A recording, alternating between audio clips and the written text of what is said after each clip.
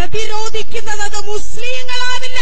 കേരളത്തിലെ അഭിമാന ബോധമുള്ള ഹിന്ദു സ്ത്രീകൾ പ്രതിരോധിക്കും. സംശയമൊന്നും വേണ്ട. ഞാൻ ഹിന്ദു മതത്തെ പ്രതിനിധീകരിക്കുന്ന ഒരാളാണ്. മനസ്സിലായില്ലേ? ഞങ്ങള് ഒരു കേരളത്തില് സനാതന ധർമ്മം പഠിപ്പിക്കുന്നത് എല്ലാവരെയും സഹോദര തുല്യരായിട്ട് കാണണം. മതസ്പർദ്ധ പാടില്ല. എല്ലാ മതങ്ങളെയും ബഹുമാനിക്കണം, സ്നേഹിക്കണം. ഞാൻ ഹിന്ദു മതത്തിൽ ജനിച്ചു വളർന്ന ഒരാളാണ്. ഒരിക്കലും മുസ്ലിം സ്ത്രീകളുടെ ദേഹത്ത് കൈവയ്ക്കുക എന്ന് പറയുന്നത്, ബലാത്സംഗം ചെയ്യുക എന്ന് പറയുന്നത് അത് നാണക്കേട് മുസ്ലിം സ്ത്രീകൾക്കല്ല. അത് ഈ കേരളത്തിന്റെ മഹത്തായ സംസ്കാരത്തിനാണ്. അങ്ങനെ പറയുന്ന അവർക്കൊരു ധാരണയുണ്ടാവും. ഗുജറാത്തിൽ നമ്മൾ കണ്ടു, ഗർഭിണിയായ സ്ത്രീയുടെ ഉദരത്തിലേക്കാണ് അവർ ശൂലം കുത്തിക്കയറ്റിയത്. മറവി നല്ലതല്ല കൂട്ടരെ, സഹോദരിമാരെ, മറക്കരുത്. മറവി നല്ലതല്ല. ഓർത്തുകൊണ്ടേയിരിക്കണം. അതാണ് സംഘപരിവാർ എന്ന് പറയുന്നത്. ഓർത്തുകൊണ്ടേയിരിക്കണം. അവർ പല പല പല കളികളിലൂടെയും ഈ രാജ്യത്ത് ഉണ്ടാക്കിയ കലാപങ്ങളൊക്കെ മറന്നേക്കാൻ പറയും. ബാബറി മസ്ജിദ് എന്തിനാണ് ഇനിയും നിങ്ങൾ സംസാരിച്ചു കൊണ്ടിരിക്കുന്നത്? അതങ്ങ് മറന്നേക്കൂ. ഗുജറാത്ത് കലാപം മറന്നേക്കൂ. അമേരിക്കയിലെ എഡ്വേർഡ് സ്നോഡന്റെ കൈ പിടിച്ചു കുലുക്കി നരേന്ദ്രമോദി കൈകൊടുത്തപ്പോ അമേരിക്കയിലെ ആക്ടിവിസ്റ്റുകളായിട്ടുള്ള സ്ത്രീകളും സാമൂഹിക പ്രവർത്തകരും ഒക്കെ വിവിധ ഭാഗങ്ങളിൽ നിന്ന് സ്നോഡന് ഹാൻഡ് വാഷ് അയച്ചു കൊടുത്തു. ഒരു കുറിപ്പ് കൂടെ എഴുതിയിരുന്നു, ചോരമണമുള്ള കൈയാണത്. ആ കൈകളിൽ നിങ്ങൾ സ്പർശിച്ചിരിക്കുന്നു. അത് ദയവായി ഈ ഹാൻഡ് വാഷ് ഉപയോഗിച്ച് നിങ്ങൾ കഴുകിക്കളയൂ. എന്താണ് ആ ചോര? ഗുജറാത്തിലെ കലാപത്തിലൂടെ ഞങ്ങൾ മറക്കില്ല. നരഭോജിയാണ് രാജ്യം ഭരിച്ചുകൊണ്ടിരിക്കുന്നത്. നിങ്ങൾ എത്ര വെള്ള പൂശാൻ ശ്രമിച്ചാലും സംഘപരിവാരങ്ങളെ, നരഭോജി തന്നെയായിരിക്കും. വേട്ടമൃഗം തന്നെയായിരിക്കും. അത് പറഞ്ഞുകൊണ്ടേയിരിക്കും. നിങ്ങൾ എത്രയോ കേസെടുത്തോളൂ.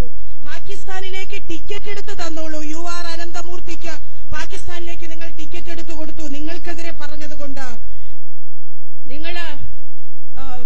ഗോവിന്ദ പൻസാരെയും ധബോൽക്കറേയും ഒക്കെ നിങ്ങൾ കൊന്നുതള്ളി.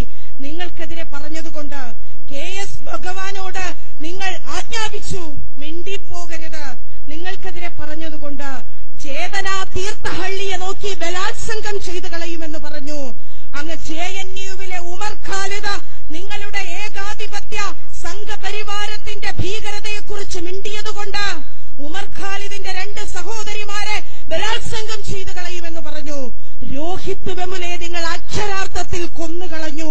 നജീബിനെ നിങ്ങൾ എവിടെയോ മരിച്ചോ, ജീവിച്ചിരിപ്പുണ്ടോ എന്നറിയില്ല. ജുനൈദിനെ പെരുന്നാളിന്റെ തലേ ദിവസമല്ലേ സംഘപരിവാർ ദ്രോഹികളെ നിങ്ങൾ കൊന്നുതള്ളിയത്? മാംസം കഴിച്ചതിന്റെ പേരിൽ എത്രയെത്ര മുസ്ലിങ്ങളെയും ദളിതരെയും നിങ്ങൾ കൊന്നുതള്ളി. എത്രയെത്ര സ്ത്രീകളെ നിങ്ങൾ ബലാത്സംഗം ചെയ്തു. ഉത്തർപ്രദേശിൽ ശവക്കോട്ടകളിൽ നിന്ന്, കുഴികളിൽ നിന്ന്, ശവക്കുഴികളിൽ നിന്ന് മുസ്ലിം സ്ത്രീകളുടെ ശവശരീരത്തെ വരെ എടുത്ത് ബലാത്സംഗം ചെയ്യാൻ പറഞ്ഞ യോഗിയുടെ പിന്തലമുറക്കാരാണല്ലോ ഈ പറഞ്ഞ രാധാകൃഷ്ണ പിള്ളയും കൂട്ടരും. അതുകൊണ്ട് അതിൽ കൂടുതലൊന്നും നമുക്ക് പ്രതീക്ഷിക്കാനില്ല. അതുകൊണ്ട് പറയുന്നു, സംഘപരിവാർ മുന്നോട്ട് വയ്ക്കുന്ന ഉന്മൂലന പ്രത്യയശാസ്ത്രത്തെ, ആ പ്രത്യയശാസ്ത്രത്തെ ഉന്മൂലനം ചെയ്തേ മതിയാകുകയുള്ളൂ. അത് രാജ്യത്തിന് ആപത്താണ്. നിങ്ങൾ ഞങ്ങളെ വിളിക്കും രാജ്യദ്രോഹികൾ, ഇതാ സ്റ്റേജ് കെട്ടി പ്രസംഗിക്കുന്നു എന്ന്.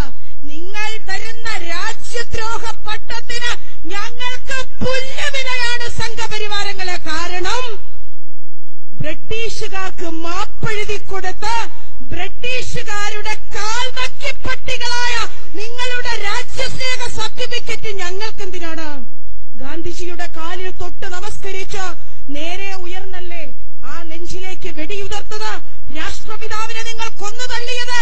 ആ നിങ്ങൾ എഴുതി തരുന്ന രാജ്യസ്നേഹ സർട്ടിഫിക്കറ്റ് ഞങ്ങൾക്ക് വേണോ? ഗോഡ്സെയുടെ മൃതദേഹം, ഗോഡ്സെയുടെ ചിതാഭസ്മം ഇന്നും നിമഞ്ജനം ചെയ്യാതെ ഹിന്ദു മഹാസഭയുടെ ഓഫീസിനുള്ളിൽ നിങ്ങൾ സൂക്ഷിച്ചിട്ടില്ലേ? അതെന്തിനാ? മുസ്ലിങ്ങളില്ലാതെ സ്വച്ഛന്തമായി ഒഴുകുന്ന സിന്ധു നദിയിൽ നിമഞ്ജനം ചെയ്യാൻ ആണ് എന്ന് നിങ്ങൾ